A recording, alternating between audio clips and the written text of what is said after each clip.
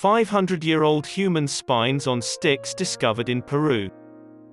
Remains from desecrated graves in coastal Peru may have been collected by indigenous people hundreds of years ago and threaded through the spinal bones with reed posts.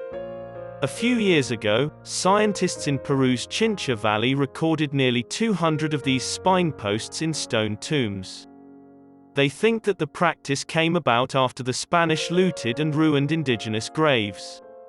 A 15-square-mile, 40-square-kilometer, area containing 44 mortuary sites was examined by archaeologists for 664 graves. They compiled 192 examples of posts with vertebrae threaded through the middle of them. Bones and reed posts were then analyzed for radioactive carbon content.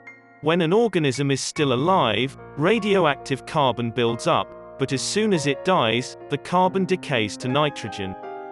The amount of carbon in the posts allowed the researchers to make an educated guess as to when they were put together. They found that the vertebrae and posts had been used between 1450 and 1650, which corresponded to the decline of the Inca Empire and the rise of European colonizers, according to a new study by the researchers.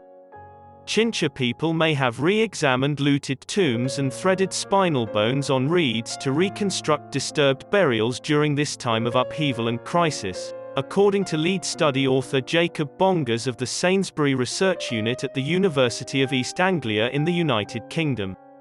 Indigenous tombs were frequently desecrated by the Spanish during this time. 192 of these, and the fact that they're found all over the Chincha Valley, means that people from different groups came together and agreed that this unusual method of coping with disturbed bodies was the best way.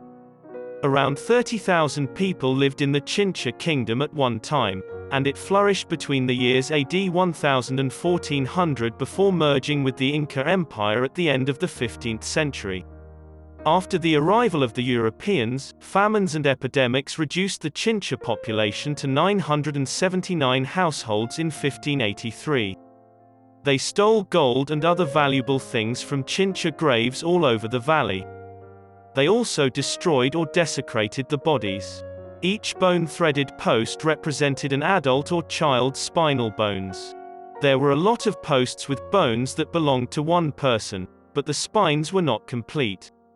Most of the bones were broken or out of place.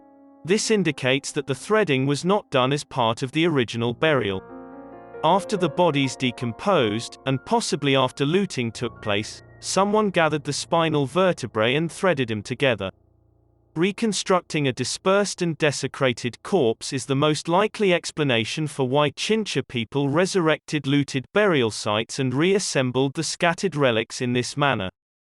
Live Science spoke with Bongas about this bone threading and other ancient mortuary practices and how they shed light on people's identities and cultures in relation to their relationships with the deceased.